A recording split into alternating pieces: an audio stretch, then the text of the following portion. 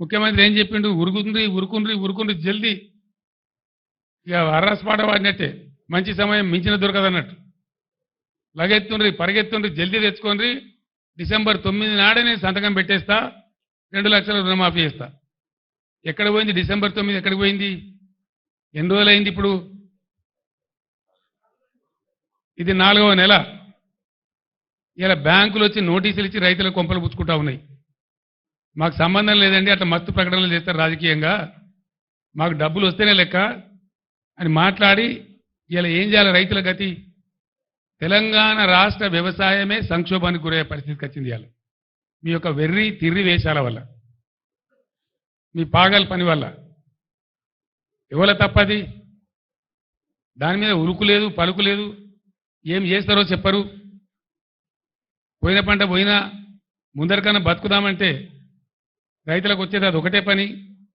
దాని సంగతి ఏంది? రుణమాఫీ మీద పెద్ద వ్యవసాయ సంక్షోభం వచ్చేటట్టుంది రాష్ట్రం లోపల. దానికి ఎవరు జవాబుదారీ? బ్యాంకర్లతో ఎందుకు మాట్లాడతలేరు? ఎందుకు బ్యాంకులు నోటీస్ ఇస్తే మీరు మౌనం పాటిస్తున్నారు? దాని అర్థమైంది. దాన్ని కూడా వెంటనే తేల్చాలి. మిమ్మల్ని వేటాడతాం, వెంటాడతాం. ఆ విధంగా బోనస్ ఇస్తామని మాట్లాడింది అన్ని పంటలకు. ఇలా నేను పేపర్లో చూసిన, జొన్న పంట సగమే కొంటామని. అన్ని పంటలు మొత్తం కొంటాం, అన్నిటికీ బోనస్ ఇస్తాం. ఇలా జొన్న పంట వచ్చింది, సగం మాత్రమే కొంటామని చెప్పి అంటున్నారు.